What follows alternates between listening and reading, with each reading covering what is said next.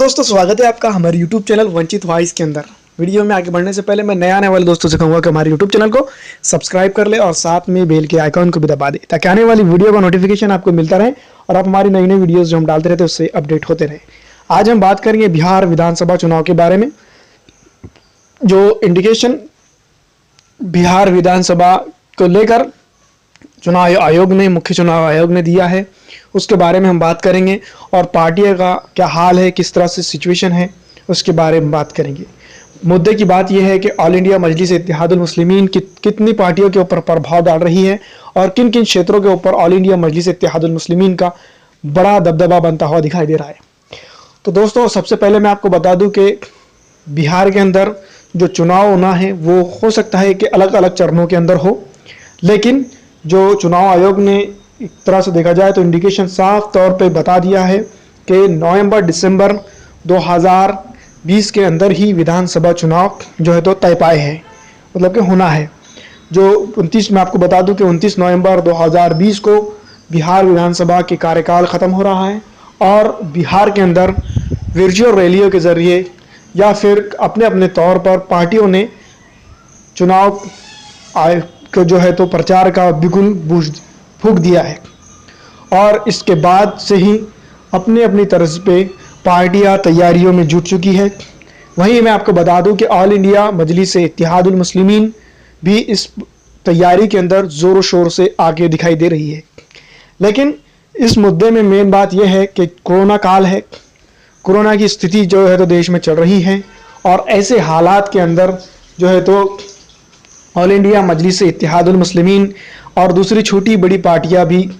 अपने तर्ज पर चुनाव में उतरते हुए दिखाई दे रही है।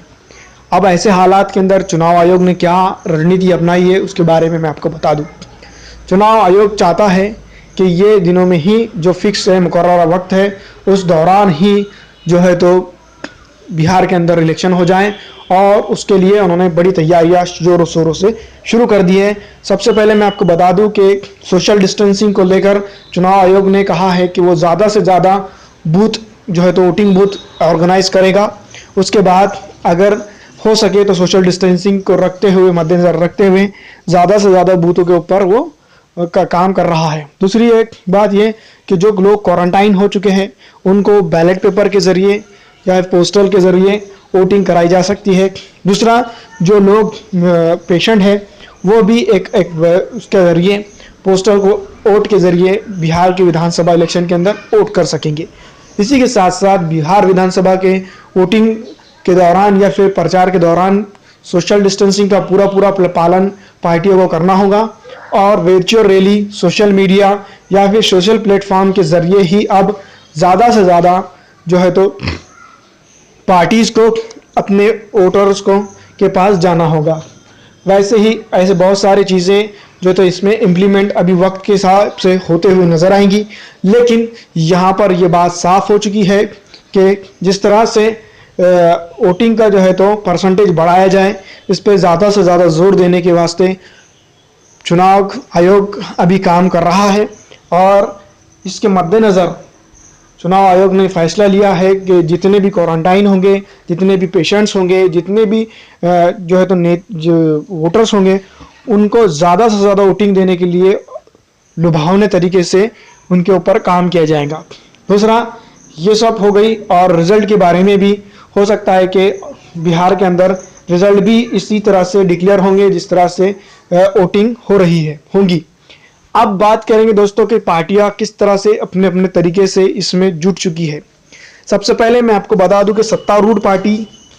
नीतीश कुमार और भारतीय जनता पार्टी ने अपने तरीके से बिहार के अंदर प्रचार का जो है तो बिगुल बुश दिया है और वो प्रचार में जुट चुके हैं। सबसे पहले बिहार के अंदर भारतीय जनता पार्टी ने वर्चुअल रैली की और वर्चुअल रैली के अंदर उन्होंने बताया कि 72,000 से ज़्यादा लोग इसके ऊपर जुड़े। उसके बाद बिहार के इस रैली का जवाब देने के लिए अपोजिशन की बड़ी पार्टी आरजेडी ने भी इसके लिए गरीब सम्मान दिवस के तौर पर उसी दिन रैली ऑर्गेनाइज की और उन्होंने गरीबों का सम्मान किस तरह से किया जाना चाहिए उसके ऊपर बात शुरू कर दी। अब प्रतिपक्ष और विपक्ष दोनों का ही जो है तो बातें सामने आ रही थी। इसी के साथ साथ ऑल इंडिया मजलिस इत्तेहादुल मुस्लिमीन जो अब तक के बिहार के अंदर अपना नया पद तलाश करने में जुटी हुई है, उन्होंने भी 32 सीटों का 20 जिलों से 32 सीटों पर खड़े करने का पहली यादी जाहिर कर दी। रही बात हम पार्टी की, तो अब तक के जो है तो आरजेडी से ये आग्रह करने में जुटी हुई है कि बहुत जल्दी वो कोऑर्डिनेशन कमेटी बनाए और कोऑर्डिनेशन कमेटी के बाद जो है फैसले लिए जाए। लेकिन आरजेडी, जिसे हम लालू प्रसाद यादव की पार्टी कह सकते हैं, वो ऐसा कोई मुद्दे पर काम करते हुए अब तक के नहीं दिखाई दे रही हैं और वो अपने तर्ज की राजनीति बिहार के अंदर करना चाहती है, जिसका नतीजा ये होता हुआ दिखाई दे रहा है कि गठबंधन के अंदर कोई बता रहा है कि दरार है, कोई बता रहा है कि कुछ है। लेकिन मैं आपको बता दूं कि गठबंधन के अंदर फिलहाल कुछ भी सही नहीं है, विपक्ष के अंदर एनडीए के अंदर भी बहुत कुछ सही नहीं है। इसके ऊपर भी चर्चाएं बहुत ज़्यादा ज़ोर शोर से चल रही है। लेकिन जिस तरह से ऑल इंडिया मजलिस इत्तेहादुल मुस्लिमीन खामोशी से अपना काम बिहार के अंदर कर रही है, वो एक तरह से देखा जाए तो सराहनीय है। आरजेडी के बहुत सारे पार्षद ऑल इंडिया मजलिस इत्तेहादुल मुस्लिमीन में विलय हो चुके हैं और जेडीयू के बहुत सारे पार्षद भी ऑल इंडिया मजलिस इत्तेहादुल मुस्लिमीन में विलय हो चुके हैं और बहुत सारे ऐसे जो लोग हैं जो आरजेडी और जेडीयू के जाने मानी हस्तियाँ थी, वो भी ऑल इंडिया मजलिस इत्तेहादुल मुस्लिमीन में जुड़ती हुई चली गई है। अब इसके बाद आता है कांग्रेस पार्टी का नंबर। मैं आपको बता दूं कि कांग्रेस पार्टी से भी बहुत सारे नेतागण जो है तो ऑल इंडिया मजलिस इत्तेहादुल मुस्लिमीन के अंदर जुड़ते चले गए हैं और अब ऑल इंडिया मजलिस इत्तेहादुल मुस्लिमीन भी बिहार के अंदर अपना प्रोग्राम शुरू करते हुए नजर आ रही है। ऑल इंडिया मजलिस इत्तेहादुल मुस्लिमीन ने जिस तरह से पूरे बिहार के अंदर सदस्य अभियान चला रखा है, उस सभी को देखते हुए कई हज़ारों की तादाद में या फिर यूं के भी कह सकते हैं कि लाखों की तादाद में ऑल इंडिया मजलिस इत्तेहादुल मुस्लिमीन से बिहार के अंदर जनता जुड़ते चली जा रही है। फिलहाल आमतौर पर मैं आपको बता दूं कि बिहार विधानसभा का एक तरह से देखा जाए तो तैयारियां शुरू हो चुकी हैं, लेकिन मुख्य चुनाव आयोग ने अभी संज्ञान यानी कि नोटिस चालू नहीं किया है कि कब से आचार संहिता बिहार के अंदर लागू होंगी, जो हो सकता है कोरोना काल को देखते हुए 3 या 4 टप्पों के अंदर या फिर फेज के अंदर यहाँ पर इलेक्शन हो। तो इन सभी चीज़ों को देखते हुए हम आपको बताएंगे कि जिस तरह से हालात बन रहे हैं बिहार के अंदर, वो सीधा सीधा दिखाई दे रहा है कि वो इलेक्शन के पक्ष में जा रहे हैं। लेकिन ऐसा दौर अभी बिहार के अंदर चल रहा है, बिहार ही नहीं बल्कि पूरे हिंदुस्तान के अंदर चल रहा है, जिसको देखकर हम कह सकते हैं कि सोशल डिस्टेंसिंग का इसमें पालन नहीं होगा और सोशल डिस्टेंसिंग का अगर पालन नहीं होगा तो बिहार के अंदर जो है तो कोरोना के वायरस के केसेस सामने ज़्यादा से ज़्यादा आ सकते हैं। वहीं बहुत सारी पार्टियां